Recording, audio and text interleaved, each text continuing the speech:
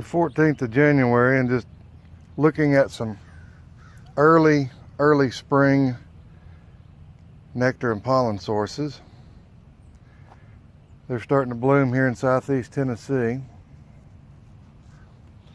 You've got this little flower right there in the grass that blooms early in the spring, and right next to it you have this little purple jewel that blooms. There's no henbit around here. Oh yes there is, but it's not blooming yet. But those little, it's in the mint family, called henbit. It'll have a purplish reddish bloom and you'll get dark red pollen off it. The little light blue one you'll get a cream colored pollen off of. We'll walk up here and I'll show you another two items. Red maples are budding up, getting ready to start blooming. You'll get a brownish gray color pollen off of it.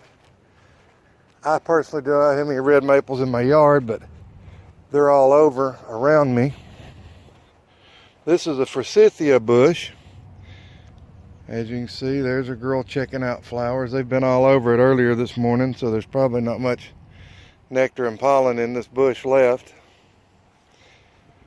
Another thing that blooms in early January, this has been blooming for about 3 weeks now. It's just about done. This is rosemary. Currently don't see any honeybees on it, but yeah I do. Well, and she just flew off. Well, anyway, you'll have blooms all over these. They start down at the bottom of the stalk and bloom all their way up, and then they finish all the way at the top.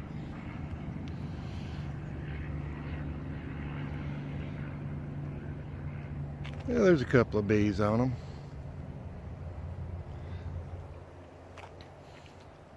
Those are your major pollen and nectar sources in the spring. Let's see, there's a few dandelions blooming over here by the workshop.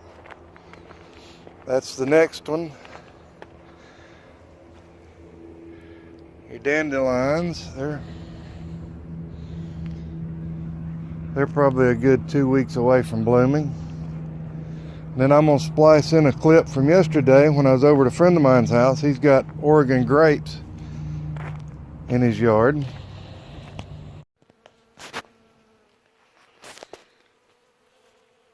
They are all over this. They love that tree.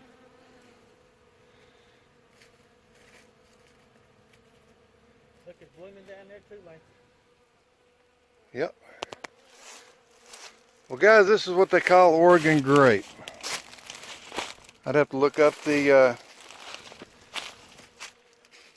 real name for this, but this is what we call Oregon grape. Normally doesn't bloom till usually toward the end of January. Here it is. What is it, the 12th of January? It's not completely in full bloom, but all these yellow pods you see are actually open for the bees to get pollen out of. There it is. So that's what it is. Right there's the official name for it. So any of you guys wondering what your bees are bringing in that's a bright yellow pollen that live down south? This is in southeast Tennessee. We're looking at, give you a close-up of the leaf. Kind of looks like something out of the prehistoric days. Kind of a big version of the holly bush, holly trees.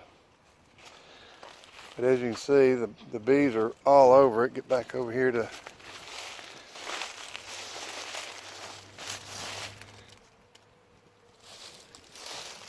of course we're not too far from the hives. Hives are just right over there. Back up there. Just a little quick tip for early January, letting you know that things are in bloom early.